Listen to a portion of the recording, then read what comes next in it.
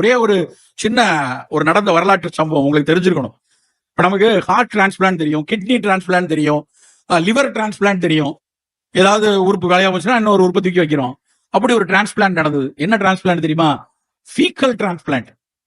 குடல்ல புண்வாப்பட்டு ப்ரோபயாட்டிக்ஸ் எல்லாம் உள்ள போகாம உள்ள நல்லது பாக்டீரியா வேணும் அப்படிங்கிறப்ப ஒரு நல்ல மலத்தை, நல்லா புரிஞ்சுக்கணும், நல்ல மலத்தை, ஒரு ஆரோக்கியமான மனிதனுடைய கழிவை, அந்த மலக்கழிவை எடுத்து இந்த மாதிரி அடிக்கடி நோய்வாய்ப்பட்டு இருக்கிற ஒருத்தனுடைய குடல்ல கொண்டு போய் டிரான்ஸ்பிளான்ட் பண்ணாங்க.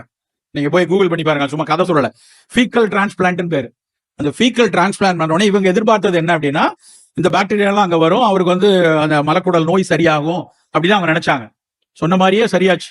நிறைய பாக்டீரியா, நல்லது செய்யற பாக்டீரியா வந்துச்சு. ஆனா அதோட நிக்கல.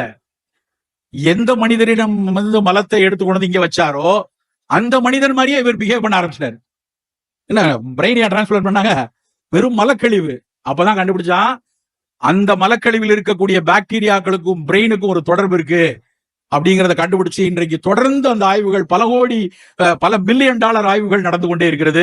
இப்ப கேப்சூலாம் வந்துருச்சு. இந்த மலம் வந்து கேப்சூல் எப்படி மலத்தை அள்ளி கொடுத்தா எப்படி சாப்பிட முடியும் அப்படின்னு அதுல இருந்து கேப்சூல் டேப்லெட் எல்லாம் நீங்க வர ஆரம்பிச்சிருச்சு. நண்பர்களே, குடலில் இருக்கக்கூடிய நல்லது செய்யற பாக்டீரியாக்களை பாதுகாக்கணும்னா வரக்கூடிய வெயில் காலத்தில் அதனுடைய முதல் முயற்சியாக நீர் ஆகாரத்தை அருந்துவோம்.